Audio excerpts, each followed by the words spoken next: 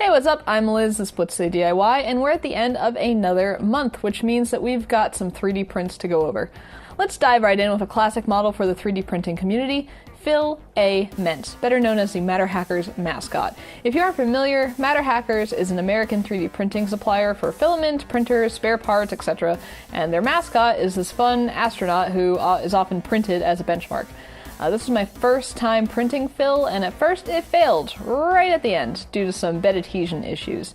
His astronaut boots are ridged like work boots, so they lifted during the first print. It's actually a fairly long print, about 5 hours, so I used a thin 2-layer raft for the second attempt, and that worked quite well. Next up was Snoopy, modeled by Red Dad Steve. I've featured a lot of his models, and Snoopy is another great one. What I like about Steve's models is that their design is true to the character, but he keeps the end assembly in mind, which allows for some really clever modeling to occur. The glue up went quite smoothly. I was a little concerned about the house since it prints in 2 parts, but the walls are modeled thick enough that wasn't an issue. This is actually going to be a gift for someone, and I'm really happy with how it turned out. Now, since it was October, that meant Halloween season. I decided to print the holder for Adafruit's Halloween board. Now, in case you aren't familiar with the Halloween board, it's basically an M0 dev board that has a fun screen on it, and you can do all this like cool stuff with it. And it's also feather compatible. So I got one in the newest Ada box, and I'm going to run the example eyeball code on it for Halloween. This case makes it easily wearable, which will come in handy. I ended up printing the back of a second version of this case that they released to allow for a battery. It seemed to fit perfectly with the original front, although I'm not sure if that's an official fit.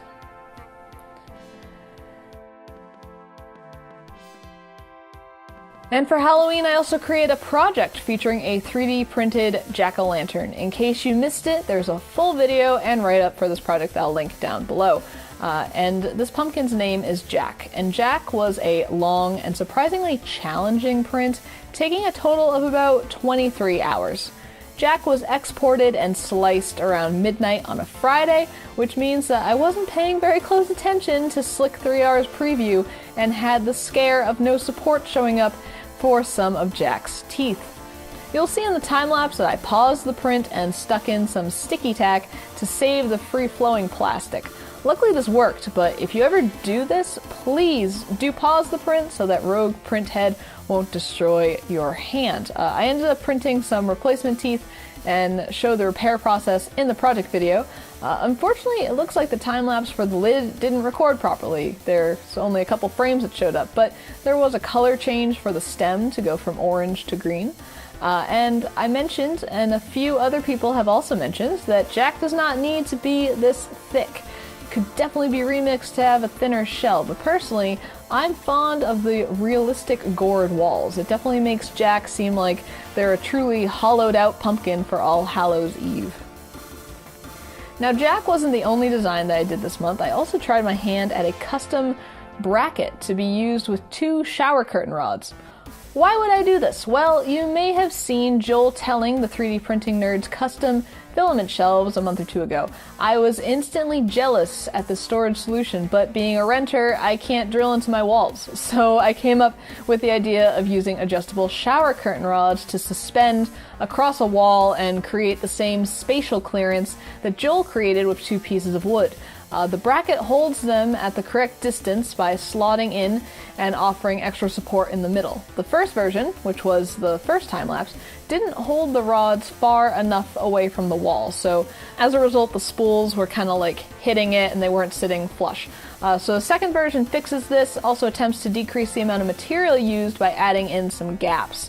The bracket is just held to the wall with some command strips. I want to really test this first before I release the design because I'd hate for it to fall down for someone, especially since my first attempt with this without a bracket did fall down, which prompted me to create the bracket, and it was not great, as you can imagine, so stay tuned for that.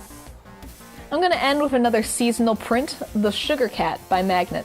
Magnet makes some really great models, and being a lover of cats and sugar skulls, I definitely wanted to not only print this, but paint it as well.